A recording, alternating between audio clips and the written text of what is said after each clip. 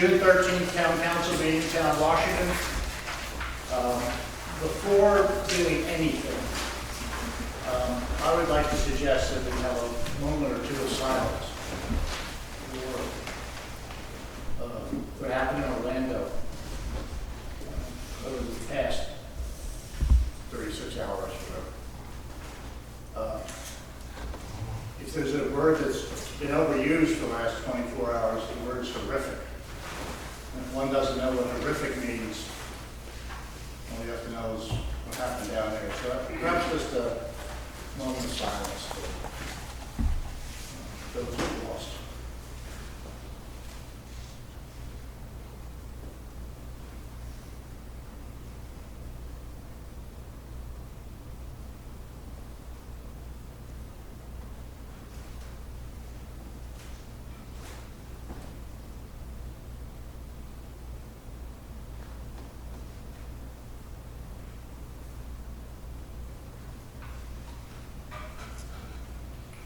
Okay, thank you. Hard to segue here. Welcome to the June 13th meeting. We are going to have a public hearing, but we are waiting for one more person to join us. So we're going to start off with some of the basic stuff. First of all, the approving the minutes of February 8th. Do any council members have any comments, questions, suggestions with regard to the minutes?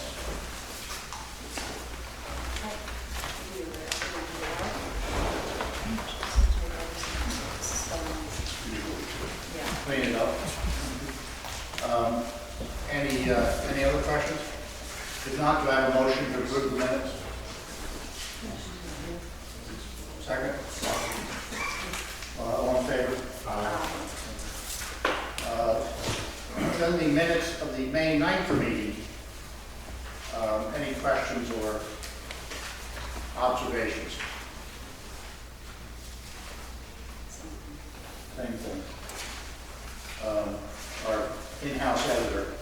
We benefit from. Do I have a motion to approve? Second? Second. All in favor? Treasurer's report, Mr. Goebel. Just before that, let me remind everybody that we are being videoed, if that's the right word. I'm delighted to have you here again. And it's the second time that we're doing this world of high technology. Welcome to the world, you will watch this. Thank you. Jared? Thank you. The total consolidated assets of the town of Washington as of May 31st, 2016 were $77,369.49. During that same period, the Washington Water Works consolidated assets were $20,973.05, and the wastewater works was $2,192.61. Washington Water Works made usage. We pumped 1,037,800 gallons. We backwashed 31,400, leaving us 1,006,400 gallons billable, and we billed 773,535, leaving us 232,865 gallons that were treated but not yet billed. Of those, we also sold as non-metered sales 130,000 gallons. So really, our net was gallons treated and not billed was 102,865 gallons. Total income for the town of Washington in May 2016 was $31,140.12. For the Washington Water Works was $9,052.30, including that $1,908 in non-metered sales, and the Washington wastewater revenue was $11,985.05. Tax for the bills to be paid and the additional bills. I think the only really unusual was in the general account. We had our quarterly VML insurance payment of $4,143.25. That's what I have.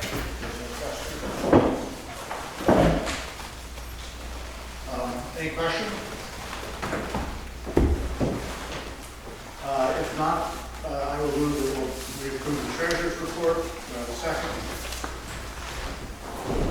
Second. All in favor? Planning Commission? Karen? The planning commission met in May to go over the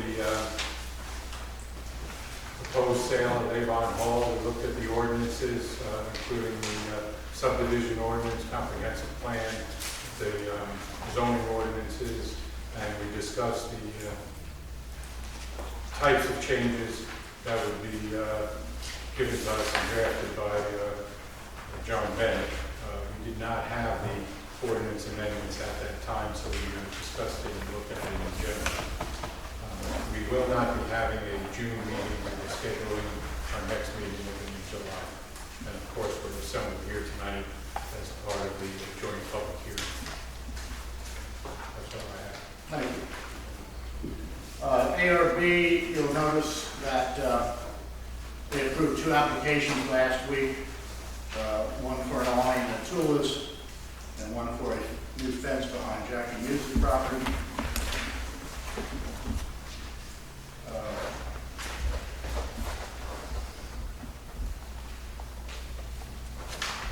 Old business, and then we're going to get into public session. Approval of the fiscal year 2016-2017 budget. For those of you who follow that process, it's been going on for quite a few months, as it always does. We had a public hearing last month, which was advertised. I don't recall there actually being any comments on the budget. So now is the time to either approve or disapprove the budget. Any last questions or thoughts before a vote? A motion to approve the budget? I'll move to approve. I'll second. We need a roll call vote. Yes. Yes. Yes. Yes. Yes. All right, we're now going to move to the public hearing. This is a joint meeting of the Town Council of Washington and the Planning Commission. I will open the Town Council meeting for that purpose. Gary, you want? I'll open the planning commission. And we have a quorum of both the Planning Commission and the Town Council.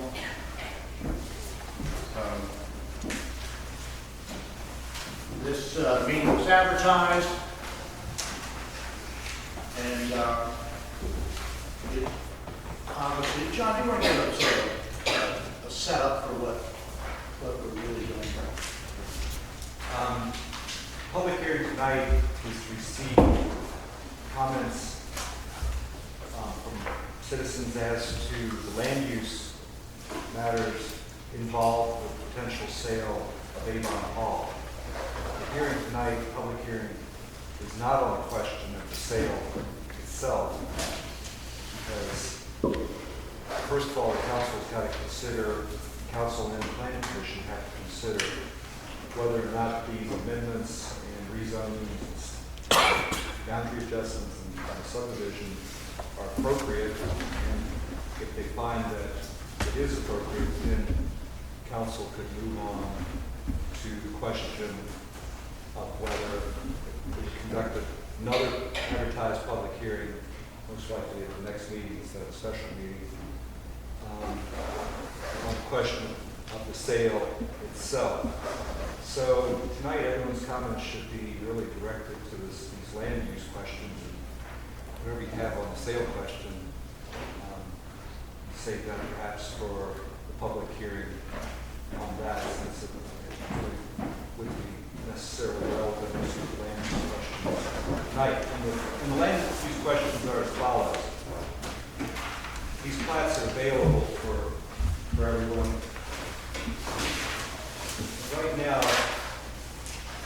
presently, there are 4 parcels that make up the tract that the town owns for, that's commonly called law. In a sense,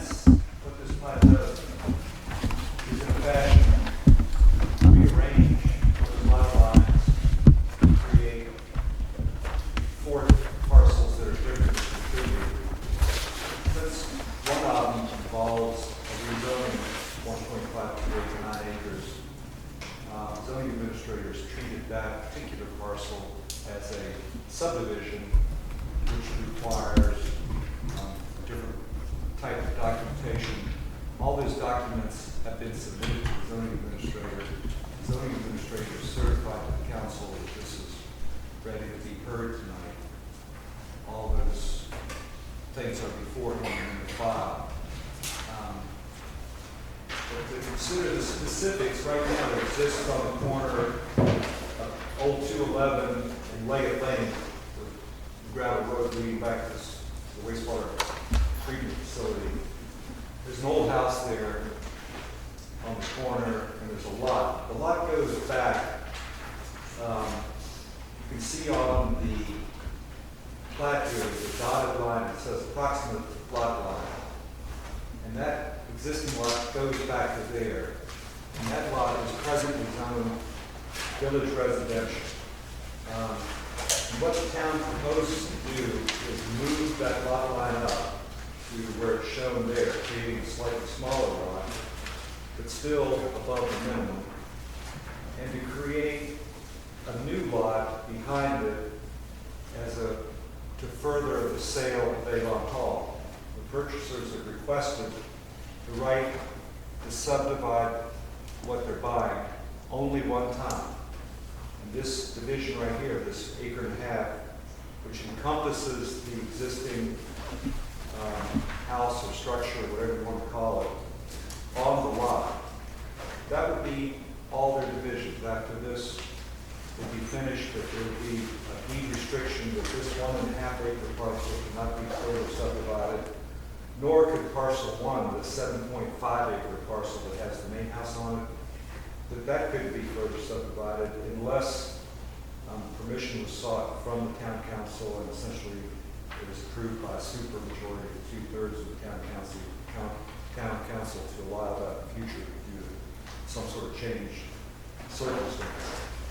So to create the 1.5 acre parcel that cannot exist in a rural residential zone, as you can see, part of that lot is zoned village residential and part rural residential.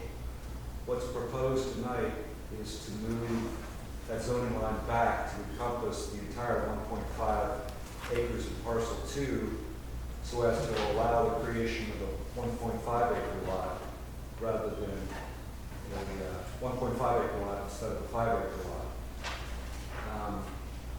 And as you can see, a portion of it's already zoned village residential, which makes it a very strong candidate for rezoning. Then, after the rezoning and rearrangement of these lot lines, the comprehensive plan of the town, and Milton Hurd is here to discuss this further. We'll go into more detail on this. Has certain discussions about the future of Avon Hall, and in the proposed ordinance, which I hope everyone has, there's some modification of that language relating to Avon Hall, just really updated to what everybody's heard for months now. In the group that's been examining Avon Hall, Planning Commission, and Town Council. It's nothing new. It's all the same things that we've been hearing for months now. It just writes it down in formal fashion and puts it into the comprehensive plan. And essentially, what that says in a general sort of way is that this sale is okay, these divisions are okay, that this back parcel, parcel 4, 5.28 acres, is reserved by the town, and the town has discussed possible more creative uses of that parcel that would allow for clustering of homes through the woods and the natural lay of the land, that homes, a group of homes, and in various numbers that folks have heard, but it's not a high number, would be clustered there, and they'd sit down among the trees and really have very little impact. And by reducing the lot size, it would really create the opportunity to have some of what a lot of folks call workforce housing type of housing, but at least a portion of housing houses being built there could be afforded by people who provide services in this county, but in some measure priced out of the market. So that's been a goal of the council, and that is set forth in this proposed amendment to further that goal of the planning commission and the council to provide a mix of housing within the town, consistent with the fabric of the town and the historic character of the town. So that's sort of the legal purpose. Thank you, Mr. Mayor. If I may, if I could recognize Mr. Hurd, if he could give more discussion of that agreement. Could I just make one point? Of the 5.28 acres, parcel 4, some of that is where the existing wastewater plant is. On the map, it would be to the sort of lower right. So there's not a full 5.28 acres would be available for housing. Some of it is wastewater. The detail preservers there. Mill Hurd has helped to shepherd this town through comprehensive plans for off and on for 10 years, 12 years, something like that.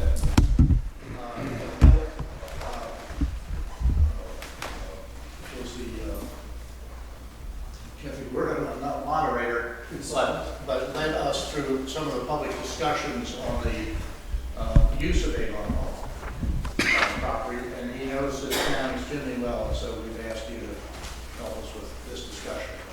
Thank you, Mr. Mayor, members of the council and commission.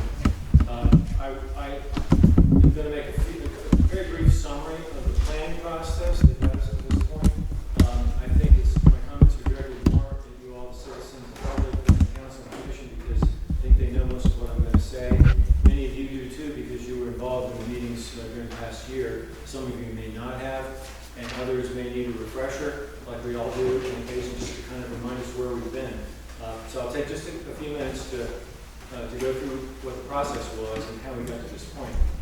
As you all know, the town has owned the Avon Hall tract for some time, and it was for a long time intended to be able to offer value that could be used ultimately to pay down the debt on the wastewater treatment plant.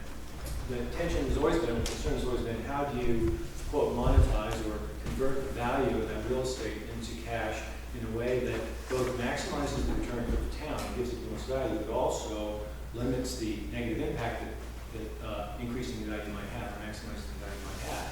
Because there's a kind of a rule of thumb that in general, the property, the more intensively it can be developed, the more valuable it is.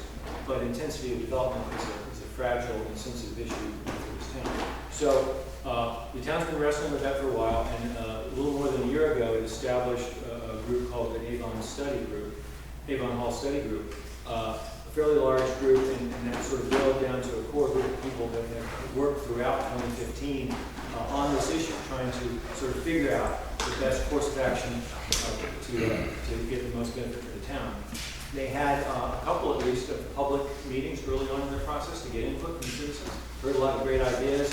It allowed them to sort of understand the issues and kind of the framework that needed to be developed. And then they started, after those initial public meetings, they started really examining the site and looking at possible design alternatives for development and how, again, you can balance the development with the preservation. About midway through that process, I was brought in to help, and they had help from Dan Clark and Alan Conk and some others, and we worked hard to develop various alternatives for the ultimate disposition of property. And we had two public meetings that I was involved in the fall.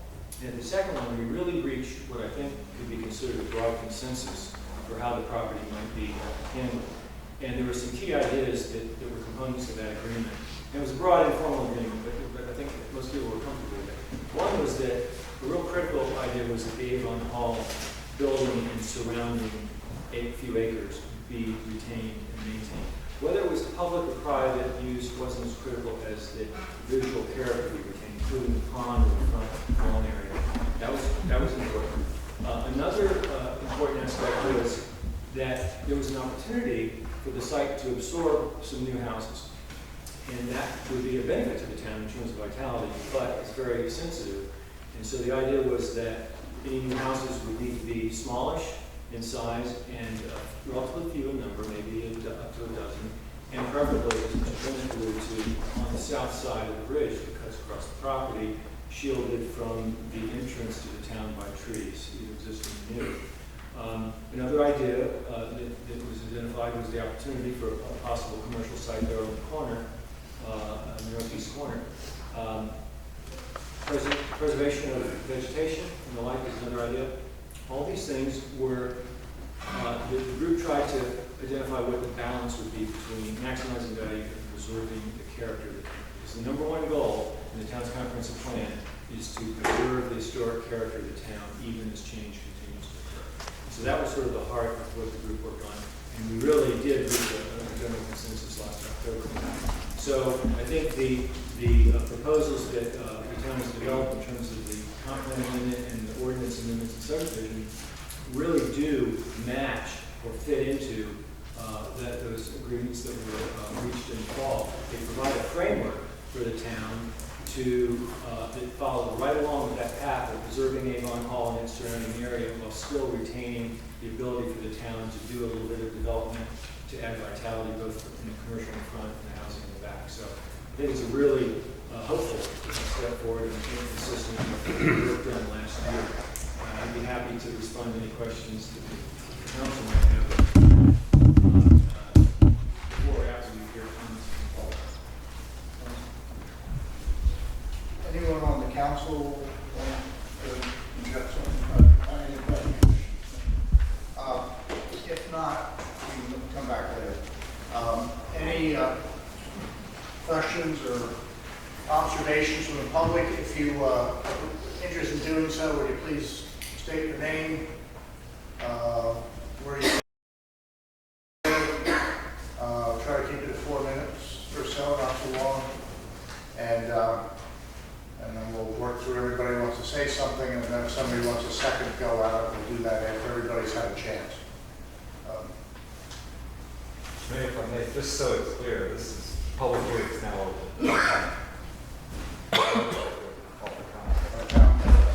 Mr. Bennett is very good at trying to keep things straight and proper. Mr. Tom. I wrote mine out. I said that. My name is Alan Comp. I live at 639 Main Street in the town of Washington, where my wife and I have resided for about 3 years now. And I wrote mine out so I keep it under 3 minutes, just to make sure. Having played a small role in finally getting council to actively address Avon Hall, I congratulate both the council and the planning commission and the many citizens that helped along the way on the successful conclusion of the sale.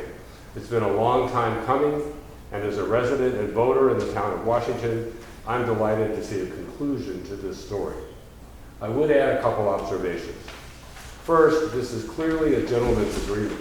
There are no easements, no guarantees, no reverter clauses, only the good faith promises of both town and buyer. It all sounds very promising, but that should at least be acknowledged.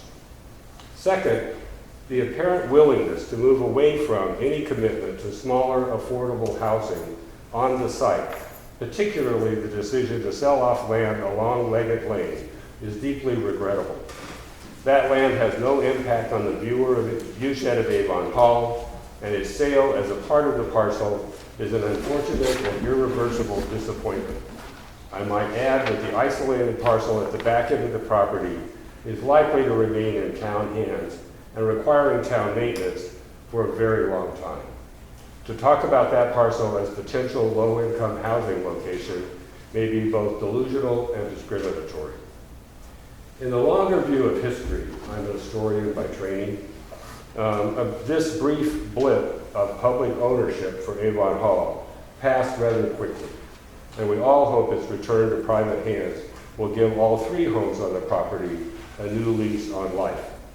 But the happy sale of Avon Hall does not end the need for thoughtful action by council and the planning commission. There are far too many vacant and neglected properties, a zoning issue, and the town still needs more people, more sewer hookups, and water sewer accounts for its own sustainability. With Avon Hall sold, annexation is now the only avenue left, and that should be carefully explored. Now that Avon Hall is back in private hands for the most part, I urge both the Planning Commission and the Council to move from this sale to the larger issue of a more sustainable and engaged population for the town. Thank you. Thank you. Mayor, if I may, just like to offer one thing for everybody's consideration here. The words gentleman's agreement was used just there, and I don't need to get into any about whatever, but everybody can take a look at the contract, and as to the preservation of the facade of Avon Hall, the historic appearance of the pond, and what is observable essentially from the road, that is preserved by a deeded covenant that would be legally enforceable in the circuit court of Struckmann County. So that as to the preservation aspects that they're embodied in a legal agreement among the parties. Under the circumstances, I think everyone's heard from the buyers that that's, although it's there, it's certainly not anything that the town really needs to rely on, but it is there. Anybody else?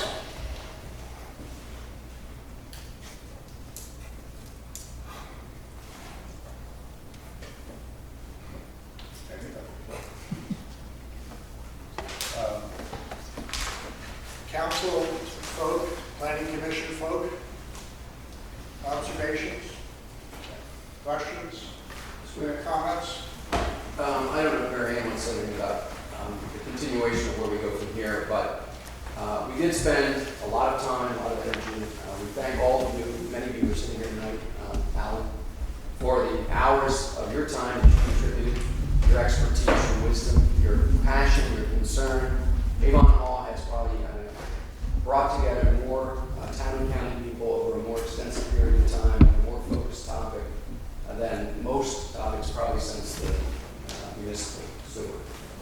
And we hope that through that process, that we think has been open and transparent and inclusive, that we have reached not necessarily the perfect outcome, but among the outcomes that were possible from my limited point of view, maybe the best we could achieve under the circumstances. Now, as to Mr. Kamp's concern about going forward, I share it. One of my concerns is that having brought us to the point where we might be able to take care of the principal issues of monetization of the property and preserving Avon Hall, that all that energy and all that focus might stop. And as far as I'm concerned, speaking just as one member of council and one citizen of the town, I will not be pleased if there's not continued focus and energy devoted to the remaining acreage. Will it be challenging? Absolutely, but nothing has been without challenge since we started this process. Do I share some of Mr. Kamp's concerns that it might be delusional and it might even be discriminatory? Yes, those are potentialities that could materialize, but only if we neglect our responsibilities, both as members of council and as members of this town and as citizens of this county. There is no reason why in the next year or two we can't find a solution to how we increase what I would call workplace or moderately priced housing. I don't know how many that would be, but any increase would be a benefit, even if it's just 2 or 3, given the small number that we have in this town. There's no reason why it has to be discriminatory. I can imagine 15 just off the top of my head. If you want me to list them, I will, because I did the estimate of the day. I won't. But from retired people to single people to weekend people to all sorts of people that you all know, relatives, friends, even some new people. I don't think there'd be any reason why we would discriminate against anyone who's looking for a well-built, small, moderately priced home that happens to be located off Mount 7 Avenue near Avon Hall. Can we get that done? I don't know. I'm pleased we got this much done so far, but I'm not going to consider the task done. The Avon Hall Study Group's mission was for the full property, not just the 9 acres that we're talking about at the moment. So I hope you'll all realize that we continue to move forward to achieve the full goal of that sort of agreement. Yes, let's do this, but let's not forget that another part of that goal was some workplace, moderately-placed new housing for the town of Washington. So I thank Mr. Comp for putting that on the table tonight, and I, for one, will try and do my best to make sure it's neither delusional nor discriminatory.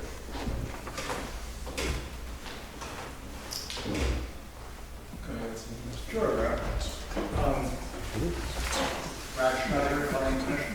Yeah, this remaining parcel, I would urge people here not to leave tonight thinking the town is going to be building low-income housing. Nothing is looked at on that parcel. When the transactions are completed, the town will have a small parcel left over. What is done with it is going to be a lot more work. You know, it's the old adage of you have a problem to solve. Getting 98% of it done is really easy. The last 2% takes even more effort. What is done with that property is anyone's guess right now.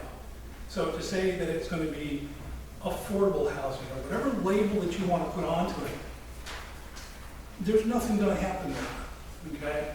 So before it comes out in the paper or unwrapping that or anything else, that, oh, the town's going to build low-income housing, that's just not going to happen. We're going to take the same amount of care and effort to think it through, to analyze it, to talk to experts, to talk to architects, to talk to planners, to get their advice as to how is that property best utilized by the town, best utilized by people who could become residents of the town. So I just want to sort of urge that so that we don't start putting labels on what could potentially be built there, okay? I'll leave it at that.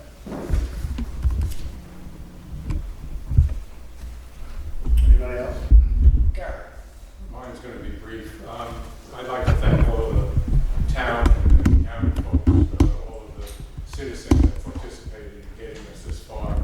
And my summation is going to be, how do you eat an elephant? And that's one bite at a time. And I think we got a good bite out of the elephant right now with the main parcels that are projected here, but with the zoning ordinance, comp plan ordinance, subdivision ordinance that have been proposed here. And I think the second and third bites are coming, but they're not going to be ignored. Anyone else? Well, I think we're about to have a vote on this, John. Let me just share my opinion, connecting a couple of dots here. I thank Mr. Comp who frankly has tremendous amount of credit for helping us as a town think about this whole problem, even though it might not have come out precisely as he would like. Which is to say that look at this entire property and think of it in pieces and figure out the best way to monetize various parts of it, as well as put them to good and appropriate use, which is sort of subjective. And the only thing I would disagree with Alan is the phrase, we are moving away from the idea of whatever you want to call it, a certain kind of housing on that property. Your point is you would prefer that we use it on a different piece of the land, and that might be more doable, but I will object a little bit to the notion that we are moving away from, which I think were your words, the notion of having some increased housing on that property. And I too want to thank everybody. It's been a long process. And maybe we should just stop thanking everybody.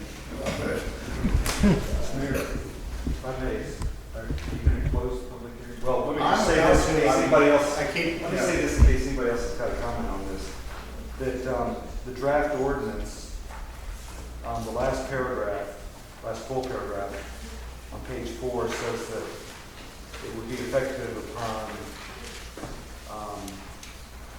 the settlement on the property. And having looked into this a bit further, I'm not certain from a legal perspective that an ordinance can take effect upon a condition like that. So I would suggest for council's consideration that last paragraph be deleted in its entirety and just be replaced, that the ordinance would be effective upon adoption, which is sort of standard language. All right, so we make that change. All right, if there are no other public comments, I'm going to close the public hearing. And,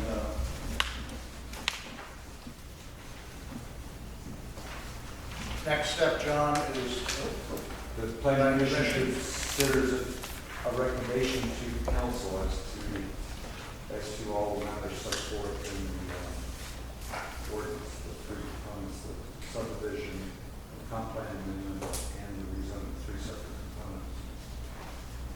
They have to be individual. Could we make a We're going recommendation? together, but it has to, your recommendation should address all three points. So for the planning commissioners, what we've heard tonight, what we've discussed in private meetings regarding the ordinance amendment changes that impact the subdivision, the comprehensive plan, and the zoning ordinance, specifically the rezoning of that parcel. If there's any further discussion, otherwise I take a motion to recommend to the council that we move forward with it as it's been written. I'll make the motion.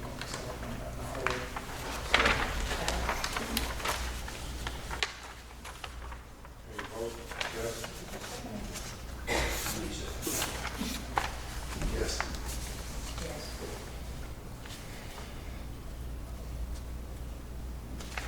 That's it? All ayes. All right, Yes. So our motion carries for recommendation to council.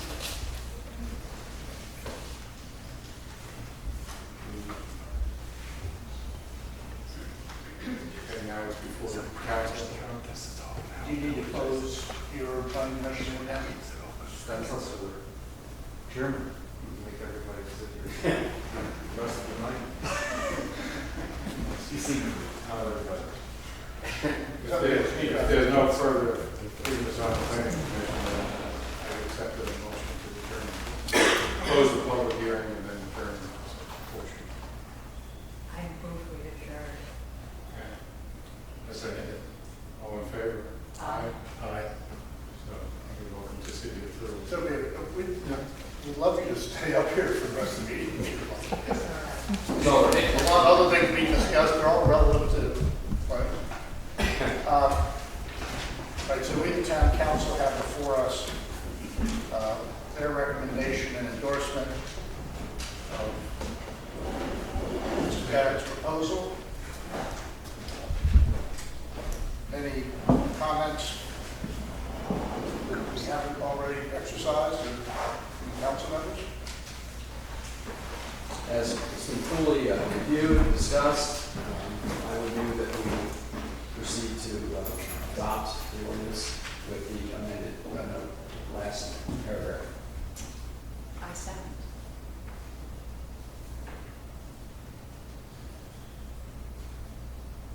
A vote?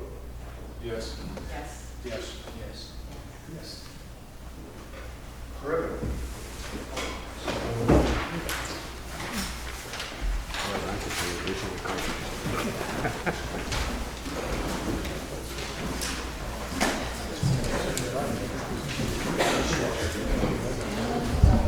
All right,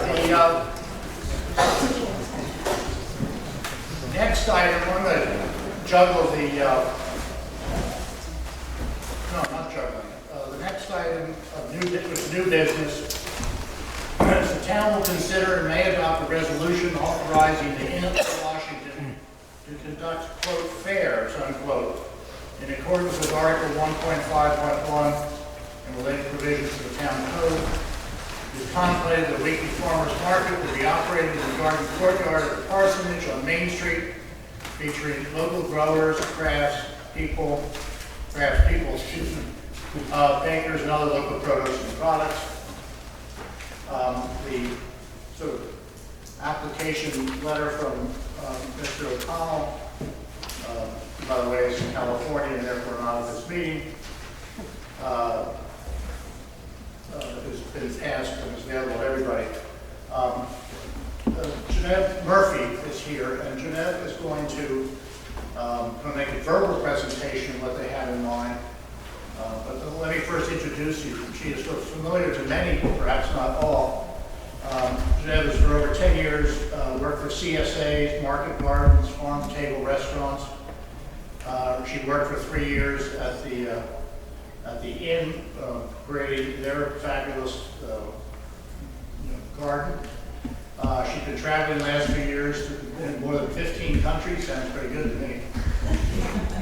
Working with small farmers and NGOs and what have you. She really knows her stuff. And she is back here now in the county, and Mr. O'Connell asked her to oversee this project. So Jeanette, you want to stand up and... It's always hard to know how we're going to talk.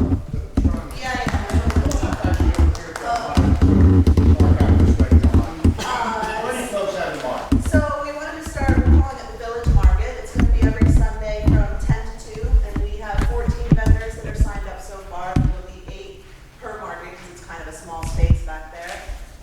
We've got vegetables, eggs, honey, meat, a bunch of different artists are coming, jewelers, some bath and beauty products, teas, cheese, spices, all featuring vendors that are from around within 30 minutes of here. I offered things up to Rappahannock County folks first, and then kind of went a little bit farther afield, but everybody's pretty local.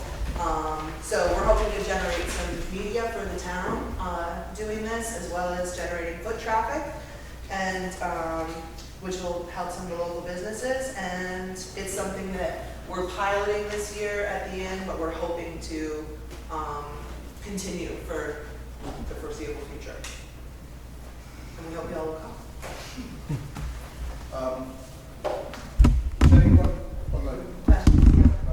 Anything sold that would be considered food that would be consumed at the market, or is it all produce and stuff that you take home? Well, for the most part, no, but we do have, it's not confirmed yet, but we do potentially have one person that wants to do barbecue at the market. But everything else, we have a woman that does, she's called Erica Kitchen, and she does prepared soups and things like that, but they're sold cold in quart containers and expected that you'll take them home. The reason I'm asking is that, and I'm not sure how relevant this is to council, we haven't answered this pretty directly, but the extent that there's sales taking place and there would be quote-unquote meals being served, are they being lumped into an envelope or an umbrella under this activity, or will each one of those vendors be responsible for their own sales tax? Oh, each vendor is responsible for their own sales tax, yeah. So the town would read, Laura, I guess, the town clerk would receive a list of vendors and then follow up, or? We don't collect We sales. don't We collect don't, no, the collecting meals from lodge. right, no sales tax Well, we give sales County tax collects to the it. common county, so they would pay. to the county, all right. So it would be a It's not county, covered by our meals. would be a county responsibility. Answers that one. Any other questions or concerns? Yes? I'm sort of curious. This it is sounds- not a public, I'm this sorry. is as we Sorry. often do, this is not really an official public forum or what have you, but we welcome thoughts and questions from the community, just as we like to operate that. I'm just curious, you said there are roughly 8 vendors per fair. Yes. It sounds like they're being slightly curated, you're selecting people. Can you tell us about what that process, how that worked? Well, basically it was just a reach out. It is late in the season, so there was a bunch of folks that couldn't do it because it was so late in the season. But I went through like the Rappahannock Artist Trail and the Rappahannock Agricultural Trail initially, and contacted all the folks that were on there, and then sort of reached further out from there. A few folks were, yeah, it was, I went through a bunch of different avenues, to be completely honest with you. It's late in the season, so it hasn't been that easy to find vendors. But we have a lot of folks that were local that are definitely interested in doing it next year, just couldn't commit so late in the season this year. You son answered my question. Oh, no, seasonal. We plan to start it July 3rd and we'll end it at, sometime in October, probably around the 23rd of October, depending on how long attendance and all those things. I'm wondering where your entrances will be, how people will be going in and out and. Yeah, the entrances will be on Main Street. There's an entrance into the courtyard there, and then there's another one right next to the Gay Street Gallery on the other side.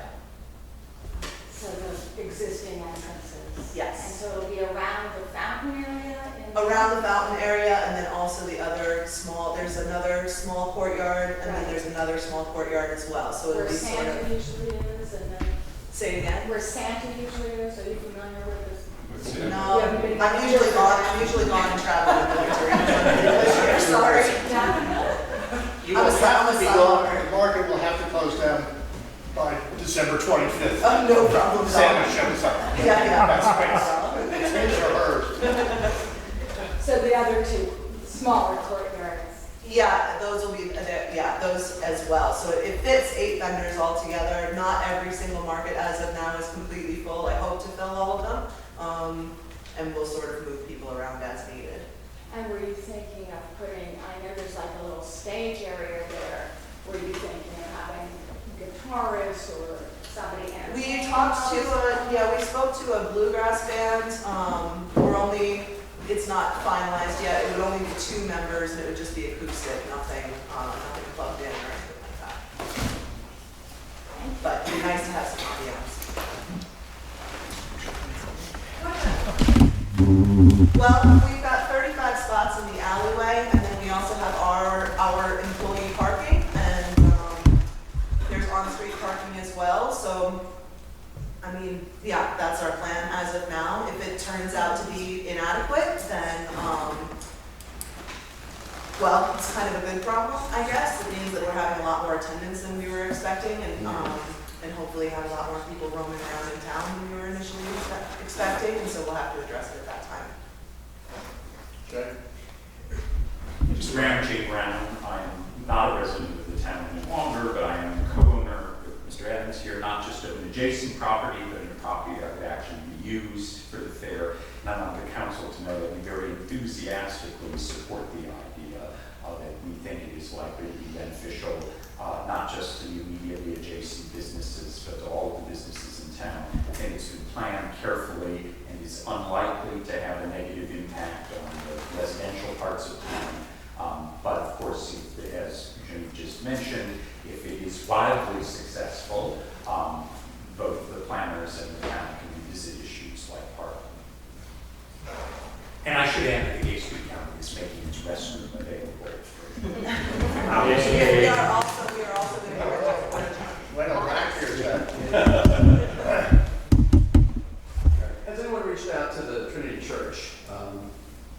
Typically, Sundays are not terribly congested between 10 and 2. Tula's is now generating more business, which is great. right. This, if it's successful, will generate more traffic, which would be great.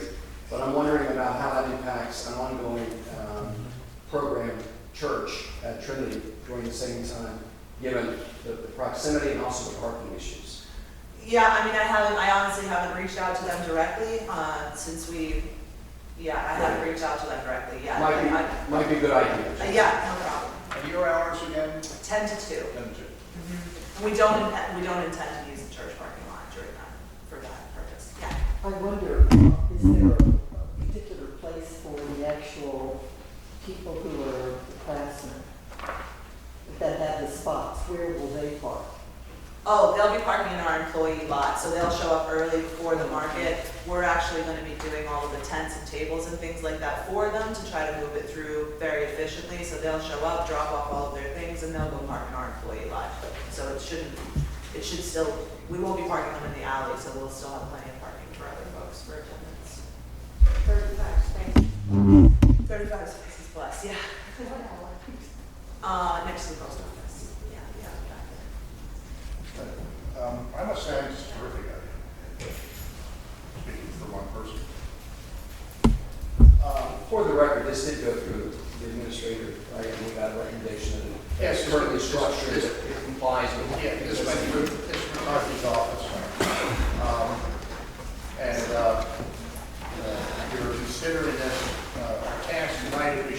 do so would be vote for a resolution. This would be come under the category of a public fair. Its ordinance, which everyone just read.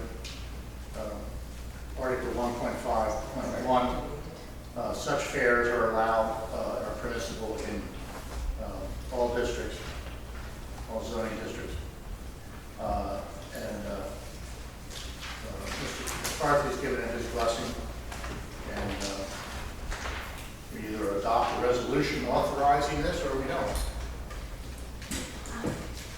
How long are we authorized? Is this a sort of a test authorization for a year, or is it an authorization? Up to whatever we choose. Sensible idea, might need to do it for a year and see how it Well, it works. could be for 2016, right? It would be done by January. Yeah, Oh, yes, yeah, we'll be done. I mean, we hope to hold it again next year. That was assumed my definition of a year. Yeah. Maybe it wasn't clear. And, Seasonally. Seasonally, but we hope to open, yes, we hope to, next year, we hope to actually open it in the spring and get everything kind of nailed down with the vendors. But if we approved it for 2016, early in the new year, 2017, you could come back, we could review what happened and decide whether it should be for the following year. That sounds good. maybe adjust something. Right, yep. We'll learn something, be a learning experience. Do I have a motion to, well, we need to, Mr. Bennett, There's certain standards that, you need to craft the resolution. first of all, the town would need to consider the specific standards, like, as in safe procedures, like a special use permit, I'd say each standard, and the council will take a roll call. But what date did you say you were going to conclude this year? I'm sorry. July 3rd, and then, well, we're saying October 30th, but if for some reason it becomes, it's too cold and people aren't attending, then we may add it a But little. October 30th would be your outside date for sure. Yes, yeah. So, You gotta read it. yes. What resolution first, and then we So first we go through the standard, and somebody, you have to find in the affirmative as each of these standards. So, first standard, adequate insurance, like surety is placed to handle any liability attached to the town residents. So, my comment on that before you vote would be that there really is no, this is not a town council issue since it's on private property. So, there's really no insurance that the council needs to look at. So, it would be adequate insurance, being no insurance is in place. So, as to standard A, adequate insurance, how say each of you, yea or nay? Yeah. What's usually, Standard insurance. is there adequate insurance? Assuming that there is no insurance required by the town, the answer is yes. At the end, Attaching to as a the point of town. fact, the inn is taking care of insurance issues on every house. So I say yes. Yes. Yes. Yes. Yes. Standard D, the fair event is in the best interest of the town of Washington residents and businesses. Yes. Yes. Yes. Yes. Yes. Standard C, no unreasonable imposition on business and residents of the area will result. Yes. Yes. Yes. Yes. Yes. Standard D, adequate public services exist to serve the expected attendees. Yes. Yes. Yes. Yes. E, provisions are in place to clean up and replacement of any damaged town buildings. But still, definitely. Yes. Yes. Yes. Yes. Yes. Now we'll be ready for a formal resolution.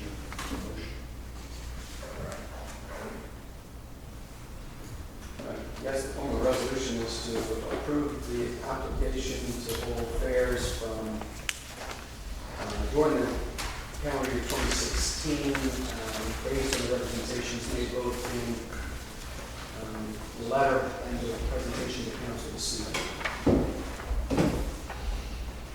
And then maybe add the reevaluated, let's say in March or April.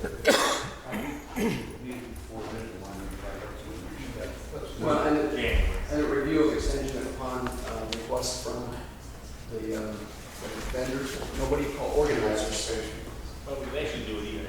November will be Yeah, our. so right at the end of Still in the- right at the end of the season, so they can plan tomorrow, come up and adjust it. So that's the end of the resolution. Yes, I'm still not clear about the review. At the request of the applicant or at the end? no, they want to make it, that we will do it at the conclusion of the season. I'll second that. That's a resolution. And I guess technically we need a motion to accept the resolution, correct? Second motion. The second resolution. Who to adopt the resolution? Unless someone else wants to, I'll move that we adopt the resolution. I'll second. Yes. Yes. Yes. Yes. Yes. So done. We look forward to opening day. Great, thank you. The next item, new business. John McCarthy, as most people know, will be serving as the town's zoning administrator only through the end of this month, June 30th. He has continued in that capacity, even though he is no longer serving as the county administrator, in case people are interested. So we need to fill his slot. They are remarkably, sorry for the cliche, large shoes. Literally and figuratively, probably. He's done an extraordinary job. We have valued his advice in everything that we've ever done that I've ever been involved in this council. And how we replace him is a subject that we're going to be focusing on. There's perhaps some related issues with what the county itself is doing. As an interim solution, I wonder if we might not consider Mr. Bennett to serve as zoning administrator as long as we choose, that's the answer, to come up with an alternative answer. Just to be clear, I think this is extremely high priority, how we fill this role. But there have been so many things going on in the last month or two on the obvious subjects. So you have to be really addressed. Mr. Mayor, do we know or have any idea whether Mr. McCarthy's successor at the county, Ms. Geiser, has any interest or would be available? My understanding is as follows, and we have the chairman of the Board of Supervisors here, so I hesitate to say what my understanding is when Roger Welch is in the room. Maybe, Roger, could we ask you that? Would you be kind enough to answer the question as to the status of zoning administrator for the county? And there's obviously been some debate before the supervisors as to how that role should be filled. Would you be? At present, we've hired Ms. Kaiser to be our county administrator, and we don't officially have a zoning administrator right now, but she is going to assume those responsibilities, I guess, until we find out we have to do something different. So, and then John is still kind of held on retainer throughout the rest of the year for technical advice if needed. And John has made clear that he, I'm not sure it's a legal issue, but John has made clear that he'd be happy to advise us. But we're, the way the town and the county are both trying to figure out how to solve this. Yeah. He's not doing that without a fee of $1 a month. Well, that would be less than what we're paying him now.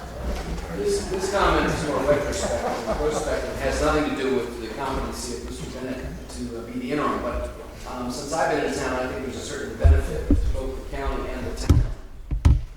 We have relied on Mr. McCarthy not just for advice, but his advice comes with the added benefit of being able to recognize reconcile or at least advise both of the jurisdictions on these important matters, and I think has made things better for both town and county. So there could be some virtue if Ms. Kaiser is available and interested. On the other hand, tonight's challenge is to fill the void until we have full time to consider these things.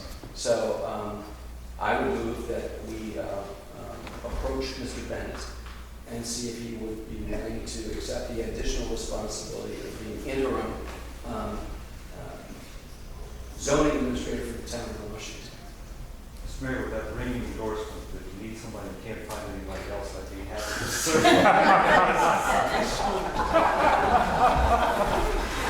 And pleasure, council. Pleasure, council.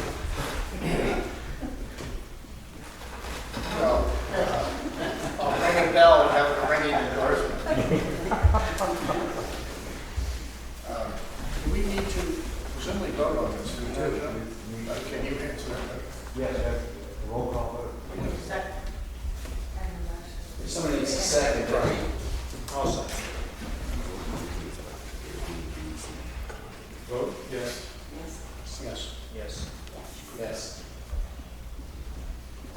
Thank you all, everybody. That, and it would be effective July 1 on. Yes. Thank you, John.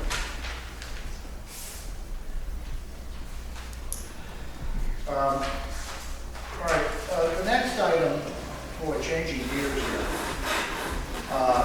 is on the subject of Airbnbs. I presume most everybody knows about Airbnbs and their global success as sort of a platform by which one can rent one's home or house or room or what have you through the internet. Become extremely popular. One of these sort of disrupting technological commercial changes that are taking place in our country. The state of Virginia, everybody's been debating the pros and cons about how to deal with them. Both the county but also the town have had recently some examples where people would like to do an Airbnb. And as our statutes read, one would have to come before the town council, as our statutes read, come before the town council and ask for a special use permit that they exist as a, I believe it's a tourist home, where they could rent out their room or indeed probably their house, I guess, and operate as such. And as many people are aware of these things, there are a lot of folks that do this and don't necessarily, across the country, that do this and don't necessarily get the necessary approvals, and become a subject of much debate. And I understand the county is dealing with this issue itself, where they, if they find that person X renting it out and they haven't gone through proper county procedures, they're being notified and saying you've got to do so. I'm raising this because we've had one sort of, I'm going to use the phrase sort of example of it in town where people have thought about doing it. There's somebody that may be doing it a little bit more actively. And I think we as a town have to focus on this subject. And I'm actually not quite sure what I'm proposing we do tonight so much as I am saying this is a subject we're going to deal with. I think I have this correct, and that is the state of Virginia Assembly has voted on a sort of conditional basis, subject to reviewing it next year, I believe, that would allow people to operate Airbnbs and not really be regulated by the local jurisdiction, the town or county, but rather would exist simply by going through the sort of state network of these things. I may not have that precisely correct. But the point is, it's a subject that's very fluid as to what's going on. And there's certainly a case that we've had, let's just put it this way. It has always been true that when anybody in this town does something that is sort of commercial of some sort, I know the neighbors are concerned as to size, scope, frequency, what's their neighborhood like, and what have you. And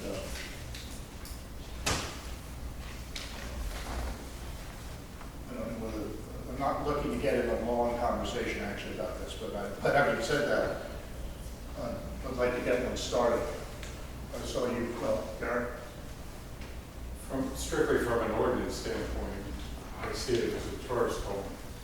And if the pleasure of the council and government is to make changes or not accept it as a tourist home, I think we have to address it in the ordinance. Number one. And number two is the meals and lodging tax could be affected positively or negatively as a tourist home. If it is to declare a tourist home, then we should be able to get lodging taxes. If not, we'll be missing out on something. Those are my only two observations. I don't necessarily have an opinion right this second of the impact. Mr. I think you fairly characterized in broad strokes what went on in Richmond.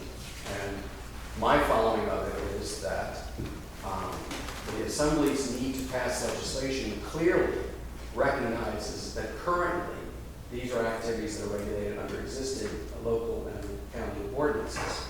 The Commonwealth of Virginia would not need to pass statewide legislation to address something if it wasn't a change. So by its own acts, it is acknowledging that currently these are activities to be regulated under existing municipal and county law. As I understand the process, it was at the behest of the lobbyists of really a national and transnational movement to remove Airbnb from precisely that local and county regulation, because you can imagine what an inhibiting factor that is in the diversity of regulations and laws affecting this kind of activity across the state. So that was its clear purpose. And there's two issues. One, I'm not sure exactly how this legislation will address them. They're not the same. One is a zoning issue, and one is a taxation issue. And it's clear that the thrust of the legislation was to make sure that all taxation of Airbnbs as a commercial activity would be addressed at a state level and not a county and local level. But the language, I don't think, and maybe that's why they table the implementation until next year, because it's now under further review. But the question of whether or not this would somehow amend the charter and legislative authority of counties and municipalities to rezone, I'm not sure the Assembly, unless they go back and change those sections of the code, can by fiat simply lift one category of activity out of the existing structure of zoning for counties and municipalities. So it got a little bit more complicated than they thought it was going to be. It did not run smoothly through the legislature, and because there was so much opposition, they reached a compromise. And the compromise was they would accept, in principle, moving the regulation of Airbnb from local to state oversight, but that there would be no effective implementation for a year to allow further study and potentially amendment of the Act. So until the legislature enacts the Airbnb statute, I believe we're still under all existing county and municipal law, which would mean that Mr. Schwartz is absolutely right. And not only do they need a zoning exemption, a special use permit, but if they're receiving revenue as a lodging, they would be subject to the lodging tax. That's my review of it, both as a member of the town and as somebody that operates a B&B and who is a member of council.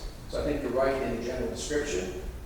I also think that at the moment, nothing has changed. That it's still a zoning issue and a taxation issue, and it's subject to municipal town of Washington ordinance. So what we might have are people who are not in compliance, and I think that's like anything else, when you pay water bills or not. How does the town go about communicating with persons who are not complying with municipal statutes or ordinances, and how do we resolve that amicably without any resort to the law? Just make it clear what the expectations are, what the process are, and encourage anyone who might currently be operating Airbnb in town to go through the process. I guess that's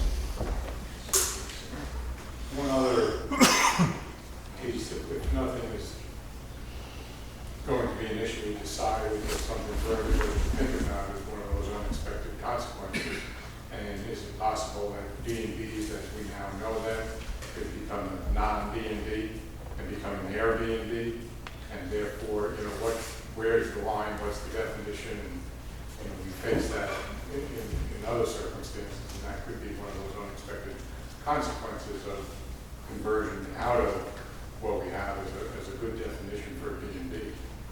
And all of a sudden someone says, well, I'm just an Airbnb. I no longer have a B&B in my name, or however that parses out. Yes, sir. Possibility. I think Gary, thank you for saying this, but the council could refer to the planning commission to when they do a report back to the council, but There's differently on those things. but, I think this issue is a lot like sludge was, however long ago was that, 15, 20 years, that the localities each passed ordinances dealing with if they would allow sludge at all and how it was to be applied if they did. And the sludge lobby went to Richmond and had a statewide bill passed taking localities out of it. I think we're seeing the same thing right now. The Airbnb lobby doesn't want any local government in the regulation process, even though when you sit here and think about it, the B&Bs collect these taxes, they have insurance for their guests, they comply with fire codes, they have safety regulations, all sorts of different things. Presumably the council, before it grants a license or a special use permit for a B&B, has some sense of whether people would be safe in the establishment or not, all sorts of different things. And, but if the Airbnb lobby is successful,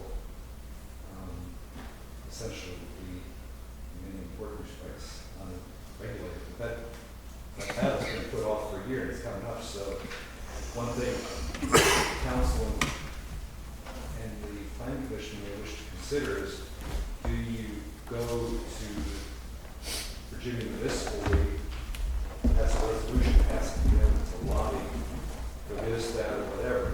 Realistically, they have lobbyists on staff to follow the legislation and have the voice better heard in Richmond. And I'm sure there's going to be organizations for all sorts of different positions because there's going to be an issue coming back up. And how do you want to jump into it to really have an effect on it in Richmond? Because that's where it's going to be decided. It's my understanding that Mr. McCarthy lobbied in some fashion on behalf of the county, really, I think, on this issue of looking to Roger correctly. Because the county has the same, I mean, everybody's got the same issue, how to deal with this. My own view is simplistic in the sense that if somebody is renting out rooms on an overnight basis, a less than 30-day kind of rental, that everyone who is doing that should be subject to essentially the same standards, and if there are taxes there, they should be paying taxes.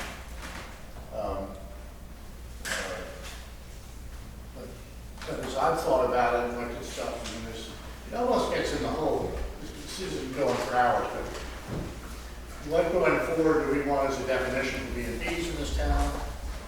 In some places it's no more than 5 rooms, other places no more than 6 rooms, some places no more than 10 rooms. You go to different jurisdictions, everybody's got their own definitions. All of a sudden the thing becomes sort of unreal. In this particular case, well, did anybody in the audience have any thoughts on the subject they want to? I don't have a thought. Isn't the fact that different counties... Jane, a little louder, please. A little louder. Okay, I don't have a thought, I have a question. Isn't the fact that different counties have different rates for meals and lodging tax, doesn't that complicate things? If Richmond takes over and says, we're handling the taxes? Well, one of the proposals is that one of the regulations they'd be subject to is paying what they would have to pay local taxes. How that would be enforced, since their registration and all that's a different question. Gets a little dicey.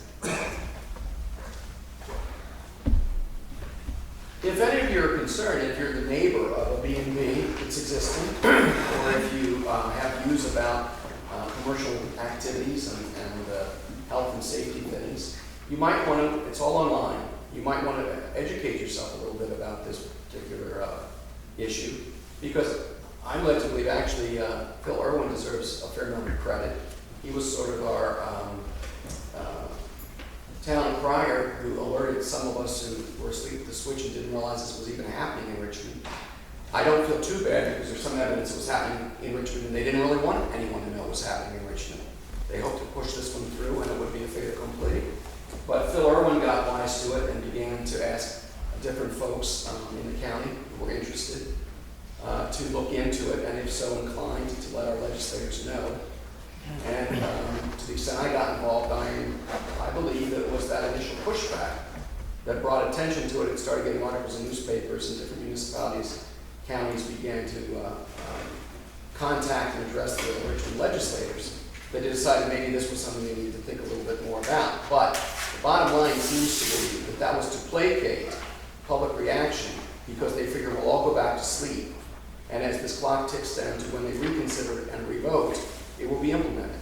So unless there's continued and increased public concern, I suspect Airbnbs will not be regulated by counties and municipalities a year from now.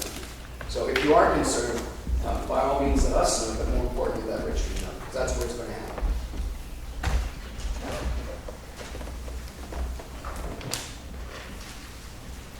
Any other? Mr. Irwin?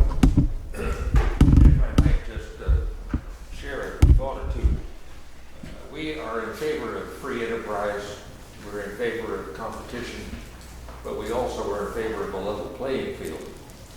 And those of us who have been in the bed and breakfast industry as long as I have, and as long as many people here in the room have been, we do not think that it's appropriate for a person to open up a business that does not require the same hoops that we had to go through, namely a special use permit.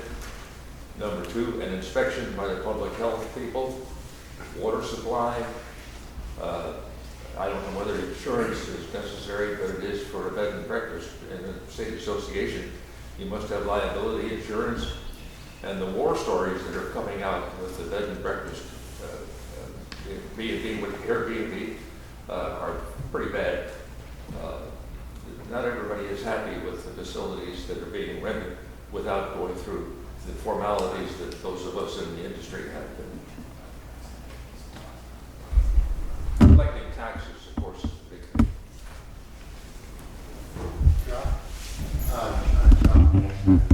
District, I would really oppose anything like this. One of the wonderful things about moving out here was knowing your neighbors. And now your neighbors can rent out their bedroom whenever they want to.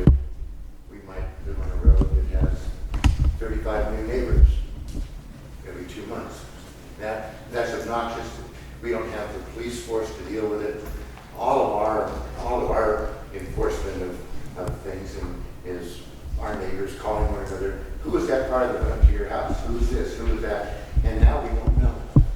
We don't know because as long as the owner of the home is there, they can rent it out all they want. Now, as you know, they had that. I wasn't maybe in the room when you discussed it, but they had one of those. Had an incident in Culpeper just a couple weeks ago where there was a shooting where someone rented it out, had a party, and we ended up with a shooting. And no one moved to Rappahannock for anything like that. And I think it's a usurpation by the state just because Airbnb has got a multi-million-dollar lobbying effort on all 50 states. I think we should oppose it and start paying attention to it right now.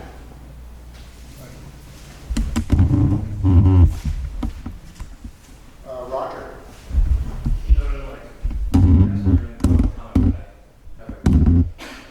Quick question, I've had several times. This particular instance, is there a particular instance? Are we talking about a particular instance of someone operating in the Airbnb in the town of Washington? Because this is Virginia, I will understand if there will be no names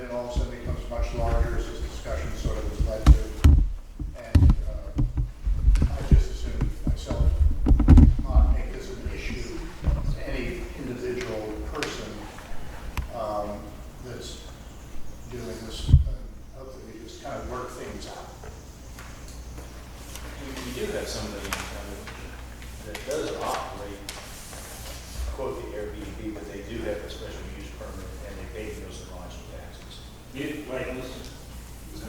Because I've seen our rooms on Airbnb.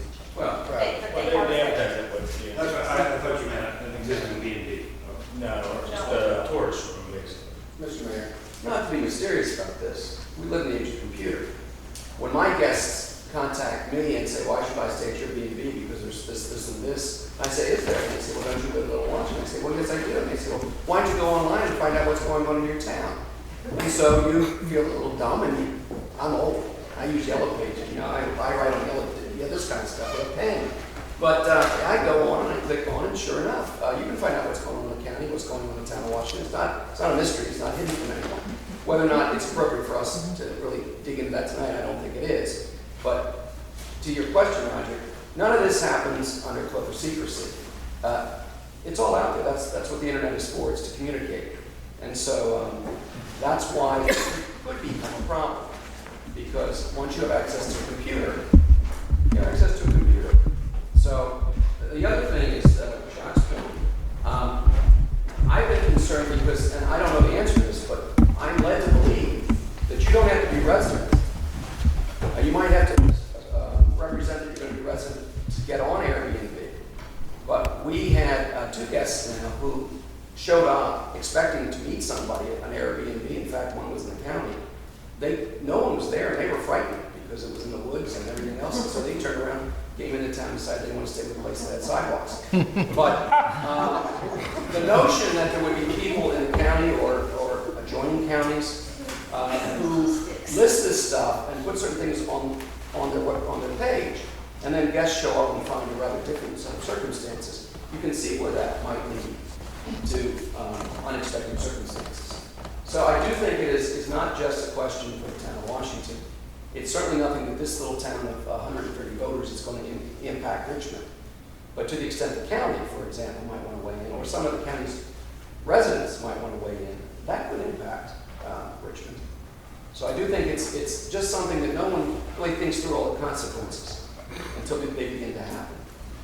I would like to suggest that we move on, but Sharon, I could never turn you down. Okay, But then we will move on. I have a situation of, sometimes when people go on vacation or out of town for a while, they'll have you house sit so that your house is safe. And I'm trying to distinguish what's kind of the difference between house sitting, where you're staying at somebody's house to take care of their home until they get back, as to this Airbnb. Isn't that kind of, that's I'll say this. Money has to exchange hands. Seems like the money exchange is an opposite direction. Right. When you start paying somebody to babysit in their house, you may go have to consider it. Having purposely raised this subject tonight, I'm going to purposely leave it somewhat inconclusive as we finish the subject of the evening, if that's acceptable to everybody. Before we go on to really the last item, which no doubt piques some interest in people, Mr. McCarthy, we need, Mr. McCarthy, well, you're doing his job, Mr. McCarthy. Mr. Bennett. I believe we need to authorize a public hearing on the subject of the sale of Avon Well. I've been to come back to that case. Shall we discuss that now or do that now? Yes, as I mentioned, there are 2 steps to the process. Tonight was the public hearing on land use issues. The council having now received the recommendation from the planning commission to approve the land use issues. It would be appropriate to consider the contract for sale that was presented at the last meeting. And talking with prospective purchasers, the next council date or thereabouts, it needs to be adjusted, would suit their plans with an anticipated settlement date of July the 18th. That's approved. So next step would be, I understand there may be some discussion about changing the meeting date. Yeah, the next meeting is scheduled for July 11th, I believe it is. And I simply can't be here that night. So I'm wondering if it would be convenient for my fellow council members if we could switch the council meeting to the next night or the next night, Tuesday or Wednesday, the 12th or 13th. Is that fine moving it up Is that- a week to get more time in case we need to? 2 days.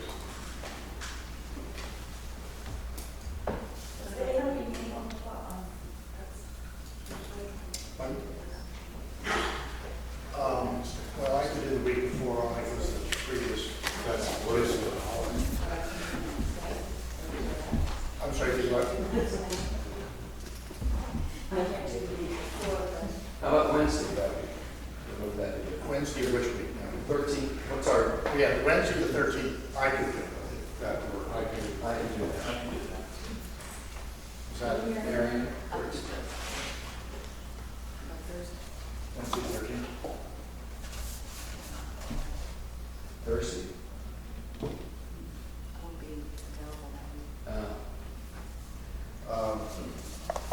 John, do we have, sorry to bore you all because, Thursday the week previous? I will not be here then. You won't be here then? I could do it Tuesday the week previous. Are you available? That's July. That will work. And John, the question is, we need, how many people to vote for this? What proportion? If there were 2 people absent,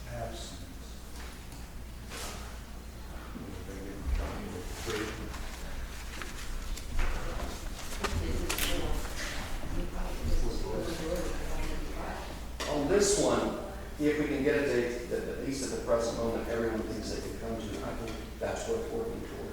Ordinarily, if 1 or 2 couldn't be here, I don't think that's a big deal. This, I think, was one of those votes that if we could all be here, would help. So do I. How many days do we need for the notice to be legal? When's the earliest we can meet?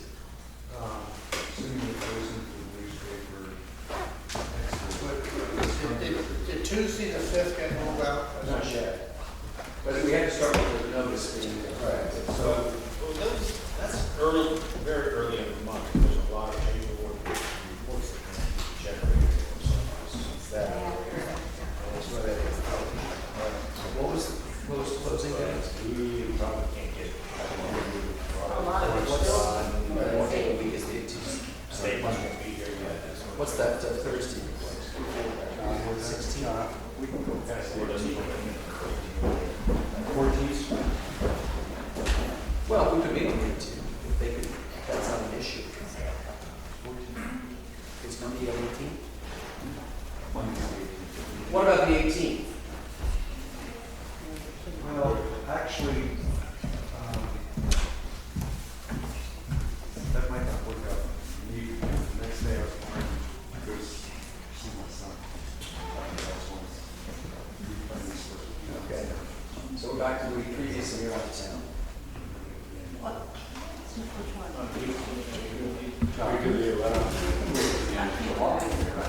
That's what I'm saying. So 11 through 15, you're out of town. And the mayor's not available. Early previous. So you're not available at 11. Oh, so you can't do Oh my it. God. Yes.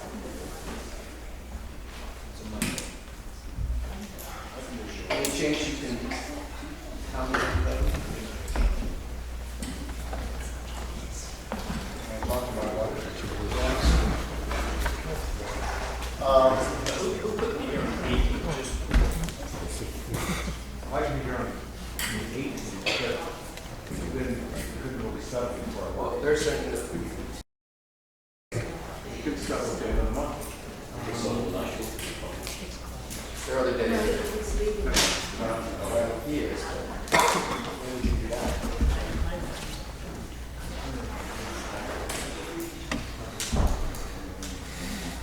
Get the right one.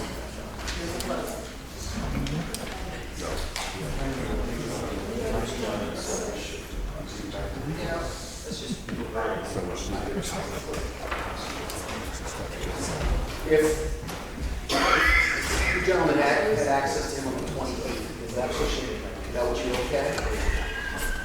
All right, well, that looks like that might be looking at that.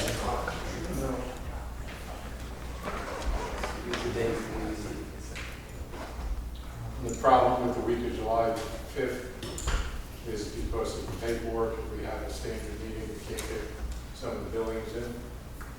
Well, really, July 1st is a Friday, so that's where the first one is I Saturday, understand. Sunday, Monday, those I'm are. not questioning Yeah, well, why. we won't have water reports or anything. Do we split the meeting? But what if we have a meeting Meeting that is- A special meeting just on that. We can do that on the 5th, so July 5th will meeting, we can continue that. Does that work for everybody? The fifth would not work.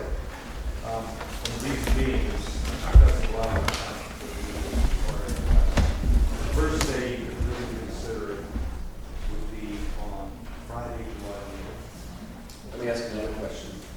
Mr. Newspaper, if you had a notice tomorrow morning, is that too late to do this Thursday? No. So if it went in this Thursday, we'll wait 2 weeks. Does that move up our meeting date? I was assuming we were going to. So we got Yeah, one. so that would be, That would work.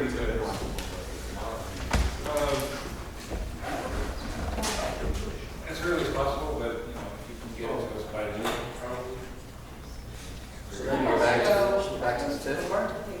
Do that, right? Do we bypass them? We may go up and do that. Look, if we could make the 5th work, it would really, And that'd be a special meeting for the purpose of considering on all. yes. continue this meeting. All right, so we continue this to the 5th, all right. All right. Town council only, John? Just for the council. Only the council has the right to say. So I'm good with the 5th. I'm good with this. 5th. Good. Okay, special meeting on the 5th. We'll start a special meeting. We'll Continue this meeting to the 5th. I'm gonna do a 7 Well, o'clock. that way. Keep it 7 So I move that we need motions. I move that we continue this meeting to the 5th for the purpose of discussion of any public Discussion, public hearing, discussion, and possible adoption, and intention to adopt the ordinance itself. Avon. What you said. Second. All in favor? Yes. Yes. Yes. Now you need a motion to advertise. All right, thank you all. I know it's sort of tedious, but it's real. Okay, we're at, If we come back and, now that we have the date, if council would authorize the advertising. all right. To I advertise. make a motion that we offer, that we Advertise. advertise this date in the paper tomorrow, public hearing.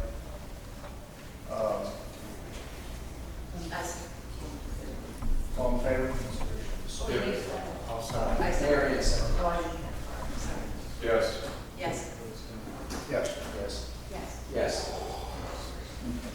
And one other detail on that, you're still going to be out of town. So assuming we come back to our regular meeting to take care of our regular, On the regular meeting date. the regular, Yeah. second Monday, you're still going to be away. Here. Mr. Vice Mayor, you're going to be here for the meeting that night? Good. Done. All right, the last subject under new business.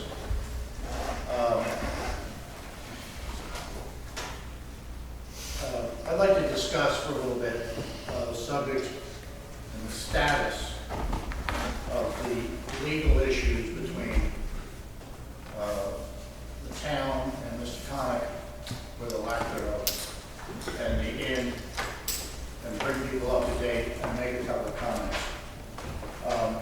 There is some confusion, understandably, because the extremely reliable paper record, Rappahannock News, did something uncharacteristic and was a misleading headline last week. In fact, just flat out inaccurate, which said that there was a settlement between the inn, Mr. Connick, and the town. itself, the article was pretty right on as to the fact that there were discussions between the inn and Mr. Connick, and that there were encouraging signs that there might be a settlement of some sort. But it's understandable that the public might believe that some things have occurred that simply did not occur. And most specifically with regard to the town council,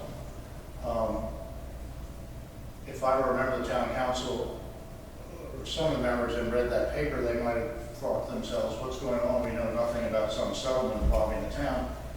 Well, that's because there's been no discussion really involving the town, nothing brought to the council. We will be going into closed session to discuss the subjects I'm referring to. The second thing I want to bring up in sort of the news category is at the end of last week, we were notified last Friday that the Supreme Court of Virginia had rejected the appeal of Mr. Connick, where he was trying to get the Supreme Court to take up his suit against the town and against the inn. And that is a significant event. And if I were not involved in this all the time, I'd be somewhat confused by all this suing each other that's going on for a year or so. So I'd like to provide a little handy scorecard for those who perhaps have not followed every minute of this. Approximately a year ago, Mr. Connick sued the town and the inn on 3 counts. 1, separation of church and state issue. Secondly, a suggestion that there was a conflict of interest involving members of this council. And thirdly, that there were some technical issues as to how we transferred responsibility of the infamous substreet. I might add, in addition, in public venues such as RapNet, Mr. Connick made a significant number of characterizations and descriptions about the character of the people on this town council.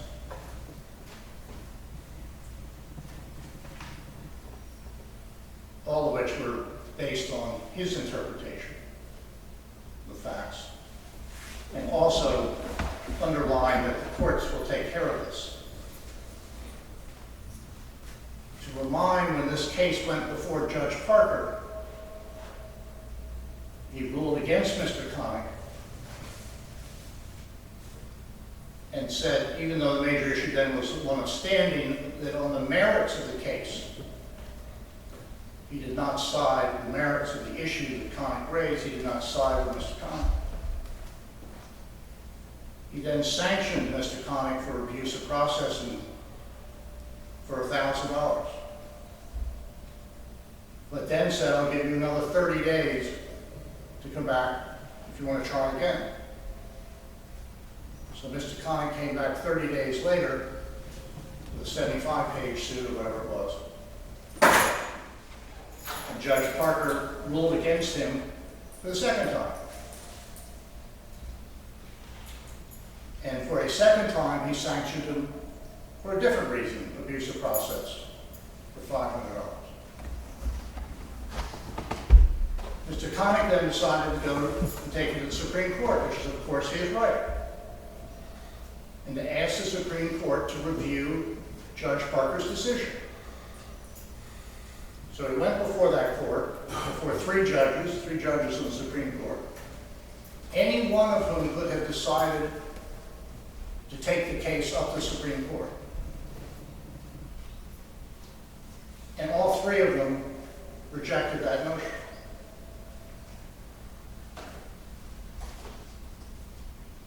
Now, one can draw their own conclusions as to sort of a scorecard here. Let us not also forget that Mr. Connick and others went to VDOT to get them to overturn the town's conveyance of the street, and VDOT voted in our favor. It then went to the Transportation Board of the state of Virginia and tried to get them to open VDOT, and they ruled in our favor. Then he continued on and then proceeded and got kicked back to Judge Parker, who only 2 weeks ago ruled against Mr. Connick.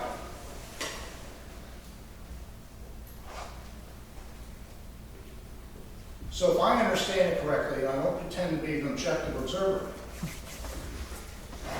Mr. Connick has been rejected 3 times by Judge Parker. And he was also rejected by 3 judges on the Supreme Court. Sounds to me like 6-0.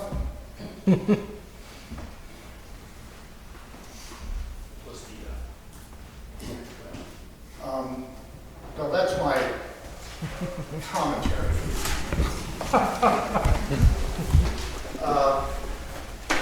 We are going to consider a proposal from Mr. Connick where he has asked that we execute a settlement or a release between the town and him concerning the existing case of which we are not a party between the inn and Connick. And John, I'm not sure how much we're discussing that right now, and we will be going into closed session. But we want to be public about the fact that there are discussions going on between the different parties. At this point, the town is not being sued by anybody, if I'm correct, based on the Supreme Court decision. And the existing suit that's out there is really between the inn and Mr. Connick. Is that correct enough, Mr. Bennett? Yeah. Mr. Connick's sent to the town what he's termed a settlement agreement, and council is going to receive some advice and some legal considerations from the closed session on that to help guide any decision to make this evening. But you may infer that there's no litigation to dispose of at this point. The town hasn't prevailed on all litigation matters.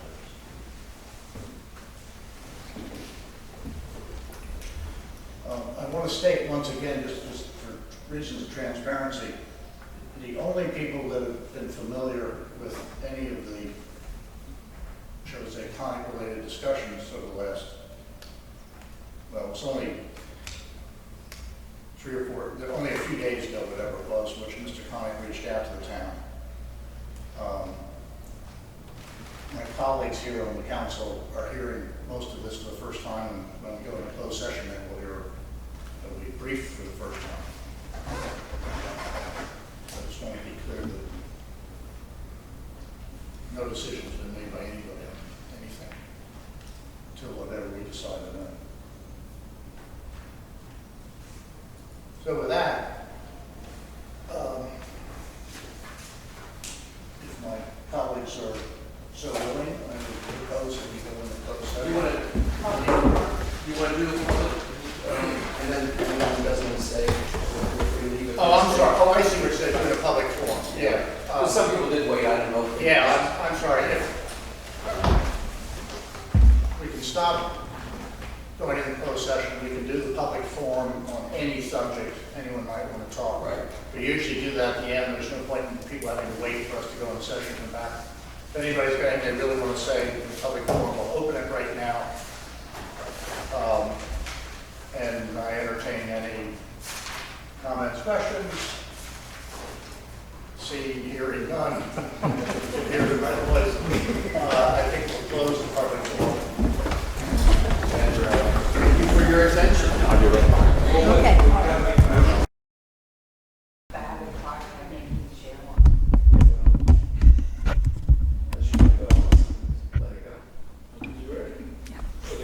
He's waiting for hearing.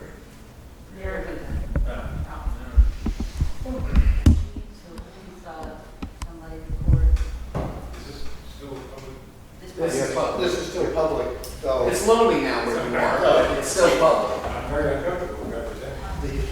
I'm still here, so when I leave. Well, you do a pretty good job of being the public. Yeah.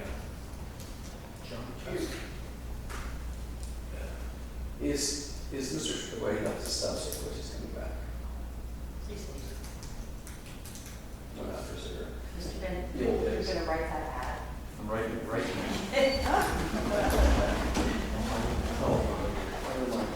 So, and it's going to happen.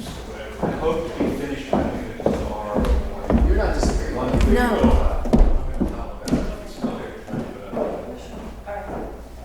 Shooting another water. Okay. I certainly didn't mind. All right, now. All right, John. Lay it on us. Form of the motion would be to enter into closed session according to the provisions of section 2.2-3711 for consultation with the town attorney about actual litigation, namely Conic versus the town of Washington, on a matter requiring provision of legal advice. I'll say each. Yes. Yes. Yes. Yes. Yes. Yes. Who made that motion? I'll make the motion as stated by town council in the second. Second. Vote again. I. Well, technically you should vote again. Vote again.